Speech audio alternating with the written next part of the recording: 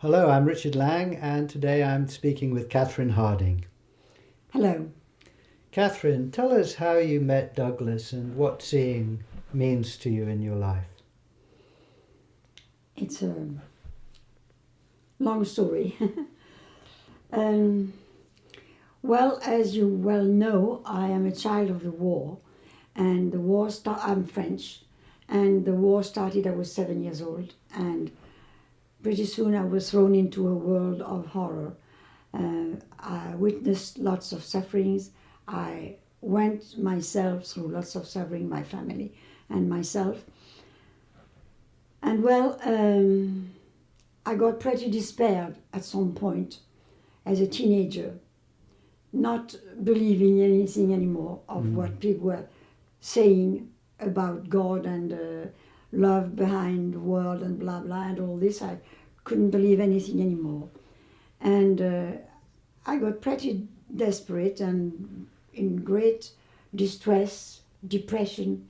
I was 15, 16 years old, and at some point I think I was ready to take my life. And then one night I was so sad and so had fallen down in an abyss of tears. And then suddenly, at dawn, suddenly, I just came out of this. As if I was emerging from an abyss, and found myself in clear light, in bliss and peace, and felt a presence, a loving presence. And I thought, well, that's it. We are all mistaken. This is where we belong. This is what I really am, and we are mistaken by all what is going on outside in the world. Powerful experience. Yes, powerful experience.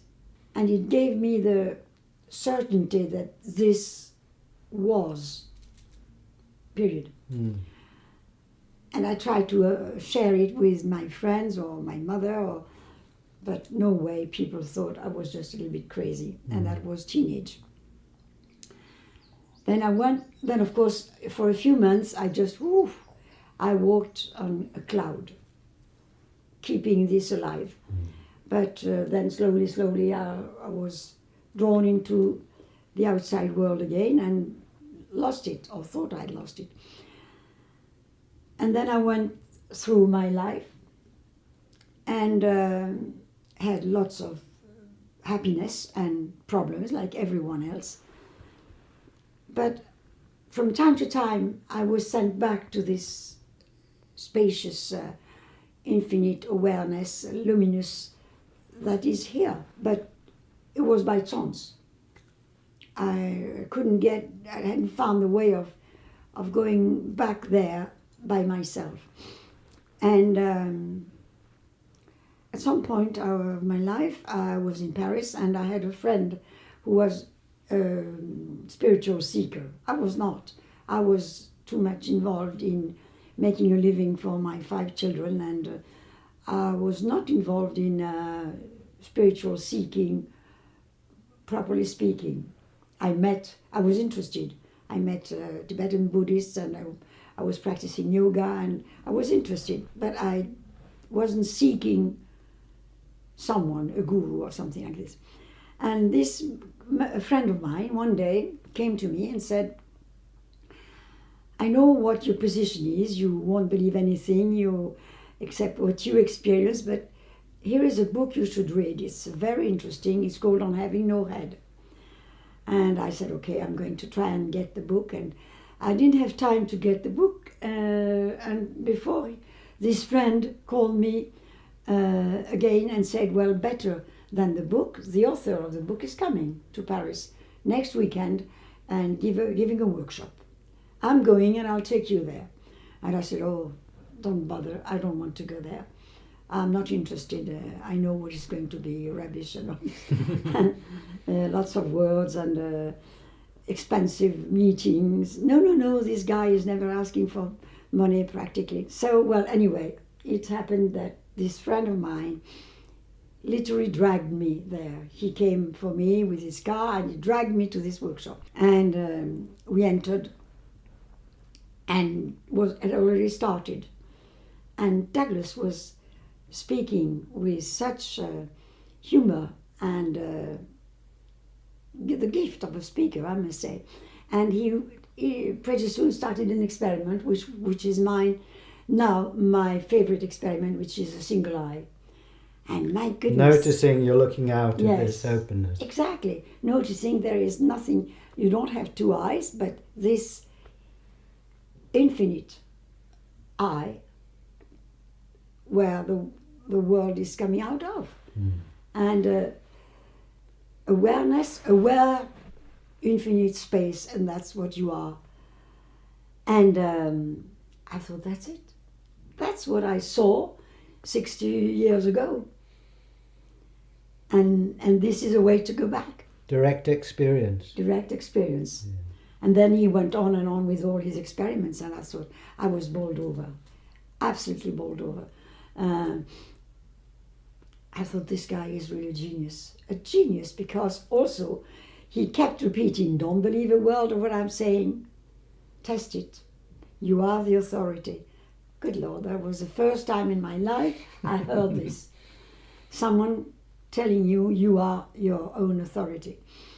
And at the end of the workshop, I went up to the platform to where he was left alone, in fact, and I told him, I think you are a genius, this is extraordinary, I want to help, what can I do? And he said, well, you seem to speak English very well, so I've written several books and maybe you could help me translate, have one or two translated. And then I got involved. A few weeks later, he called me to ask me to come and be his interpreter in a workshop in France, in Dijon. I had never done this in my life. I was scared to death, but immediately it went all right. We just worked together as if one. And after that, he invited me to a workshop in the summertime, and then we decided I would come to where he lived in Acton to see his books. And I never left then. I went there and I practically never left. I just left to go. I think I went there with 3 suitcases. And I left everything in France because I knew it was, Richard, as if I had been a sailing boat, sailing over the ocean of life. And then suddenly I found my port, the harbor, the port, I don't know. I didn't have to go any further. And your life had changed. Well, I found that I could reach this infinite space that I am, that you are, that we all are, at will. And that what Douglas kept saying that made people smile, I'm not what I look like, I am not only different, but I'm the opposite, and became so true, so obvious that we really imagine a head above our shoulders, and there is none. There is all the time nothing but the world. And now I have your lovely living room over my shoulder, your beautiful trees out there, and you. And then we are one because we're trading faces. I have your face and none other. You were in the world of seeing from that moment on. I mean, Douglas was seeing and you were doing lots of workshops, so it was right on the front burner for you the whole time. Exactly. And life with him was really, really, really beautiful. Even, I don't say it was absolutely, ideal. No, we had ding-dongs like all other couples, but immediately, having taken the habit to disappear in favor of the world, in favor of the other, when anything happened due to our differences as little persons, immediately the reflex is to come back here and see that in fact there is no one here, and accept the other one as he is because of his own conditioning, knowing that you have your own conditioning as little persons. And that's so useful in a life of a couple, which makes up for humor. You end up laughing instead of ding-donging. So Douglas died a few years ago now, and what is that like for you now that he's gone? Yeah, well, it's been very, very hard. I still miss him as little Douglas, but he's with me in this immensity and awareness. I can really feel his presence within me, but it was difficult, very difficult. It was like being put in inside a shaker and being shaken all over, and I couldn't get out of the shaker. I had no place to go. I felt homeless in every sense of the word, except that then it made me find and see that this is my only home, really, because I didn't feel well anywhere, and I having to leave the house where I had been living with Douglas for many reasons. I had to leave, and I was just, tossed over, and it took 5 years. So during that difficult time, you kept coming back home. Exactly. I kept coming back home, and the single eye is so useful because you just have to open this here and see that you are this immensity and dissolve in this land of everlasting clarity. Just dissolve, let yourself, or let your being go down, down, down and dissolve in it. And then you are at peace, and you find that the light is within yourself and the joy of being is within yourself, wherever you are, whatever happens. And this never changes. Things out there change. My life has gone like a film, and Douglas's appearance has gone. But here, you remain with everything, past, present, and future. It's in here. And so that's two big changes. Meeting Douglas was a huge change for you, and then Douglas dying. And then losing Douglas. Yes. And since then, you've been, since he died, seeing has proved itself as a practical help. I don't know what I would have done with it, really, Richard. Yes, I don't know what I would have done. It helped me so much, and it still helps me because, as I said, Douglas is still present within me. I've loved him so much, and I still love him so much. But I also see that little Catherine is not with me for a long time anymore, and this helps. I'm not what I look like, and now I live it, really, because I'm watching, helpless, this body called Catherine slowly decaying, and I can't do anything about it. It's going. And yet here, I am still 0 year. I'm ageless. I feel so much energy. So it's obvious that this is going to go. But this is different. This has nothing to do with that. And it's a great comfort. It's a great freedom, liberation. I less and less identify with this envelope here, this case. I realize really that the one that I am, that you are, the one has been using this envelope to appear and do something in this world, and as many say, to rediscover himself or itself through Catherine little consciousness. You're back in France now, but you're continuing to give workshops and share seeing. Yes, I do. Why do I do this? Because I think it's such an instrument, a good way to freedom, and to peace and joy of life, of being.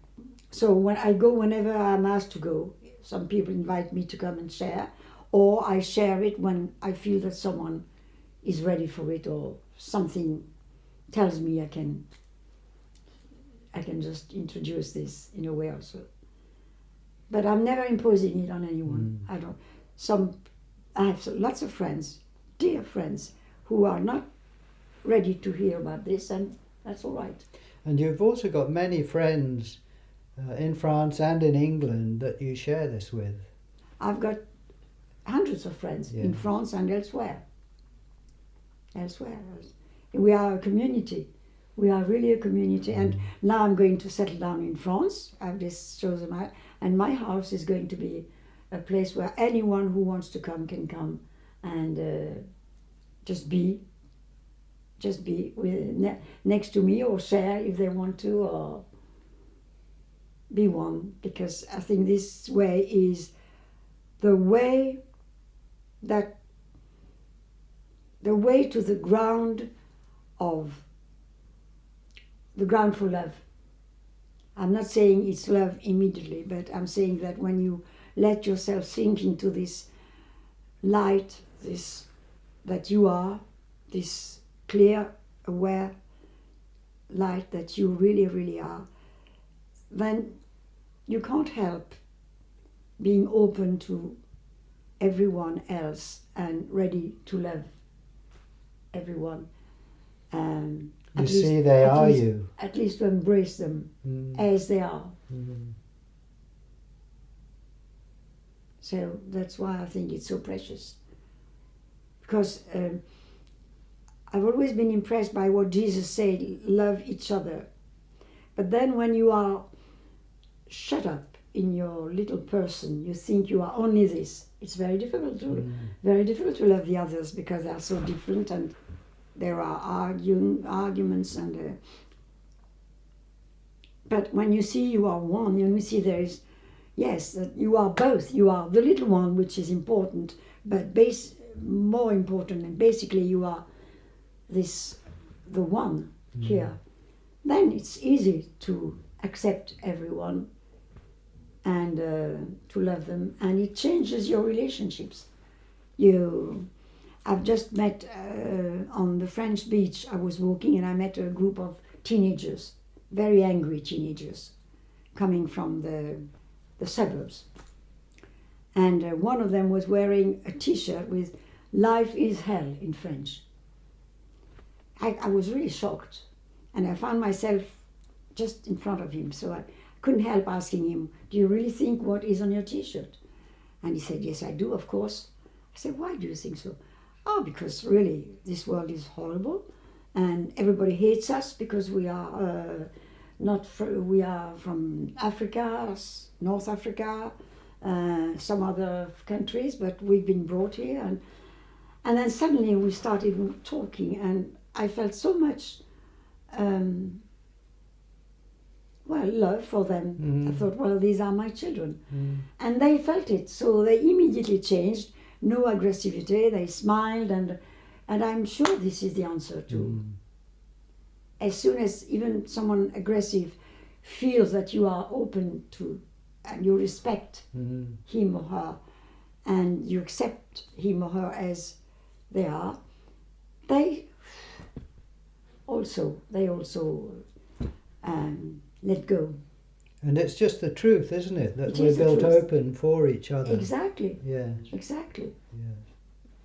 It's just, I couldn't, if I wanted, I couldn't put up a face here now to make a barrier to prevent your face from coming here.